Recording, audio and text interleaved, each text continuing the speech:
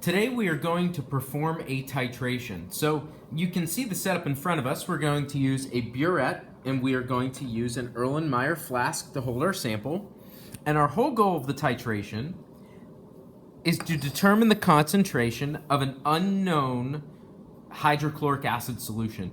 So we're first going to start by preparing our sample. To prepare our sample, I'm going to pipette 10 milliliters of hydrochloric acid into our Erlenmeyer flask.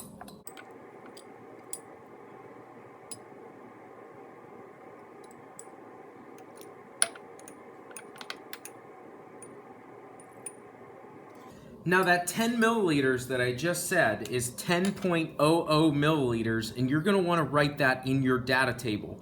This is going to be the volume for the hydrochloric acid that we are going to use to calculate out the molarity at the end. Now, I'm not going to change the concentration at all, but I need to add 50 milliliters of water to our sample just so that we can see the pink color that's going to evolve a little bit better.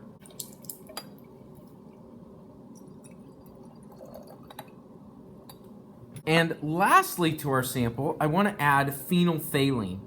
Phenolphthalein is an indicator that turns pink in the presence of a base and is clear in the presence of an acid. So we're going to be adding our base to this acid solution, so it should start out clear, which we can see.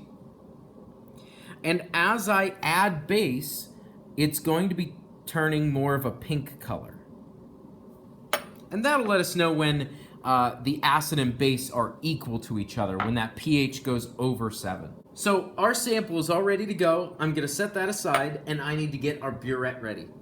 So I need to get our base. We're going to be using 0.10 molar sodium hydroxide. You're going to want to write that down in your data table as well, because we need that to use as a conversion factor in our calculations. So I want to pour it into a beaker just so it's easier to pour.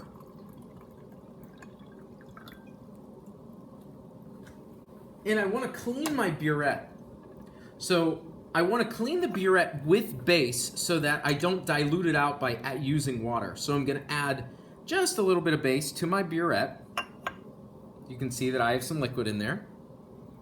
And I want to let some run out of the end just so that I fill that entire tip with base. Now I'm going to hold it on its side and I'm just going to roll it so that I can coat the entire inside of that burette with base.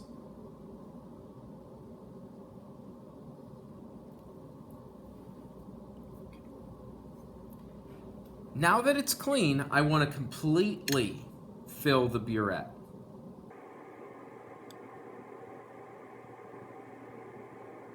Now, I wanted to bring it closer for you guys, but I wanted you to see that I filled the burette over the 0 mark. So I did that for a couple reasons. So if you look down here, I want to make sure that this is completely filled with base, because if there's air inside this tip, it's going to it's going to think that there's base instead of air. So I want to get rid of the air in that tip. So all I do is slowly turn this valve, and I'll let it drain out.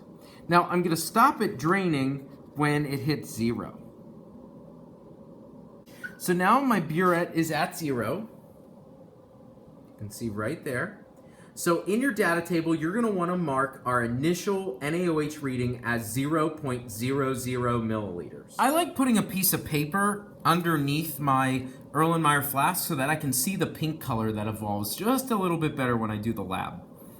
So I'm going to slowly turn this valve, which is going to be releasing base from our burette into the flask. And I want to do it at a constant stream at the beginning until I see the pink color start to form. And once it starts to be really hard for me to get rid of, I'll slow down the administration of the base.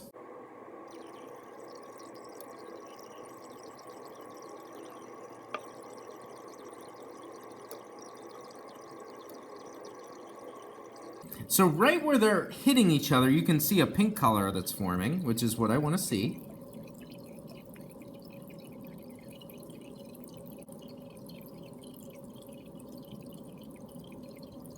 Now that pink color is starting to linger. You can see it's a little bit harder to get rid of. So I want to add it in spurts.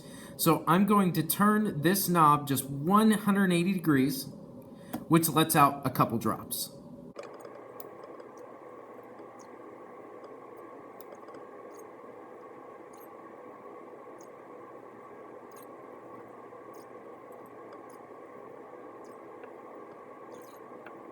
Now that pink color is starting to linger just a little bit more now.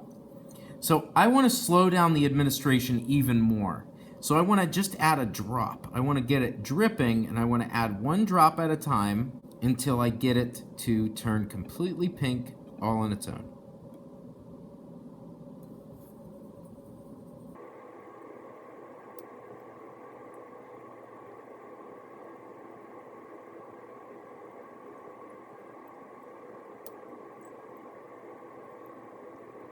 Now we're really close to the end point. So I want to just add, not even at a constant drip, I want to just add a drop, and I'm going to stir.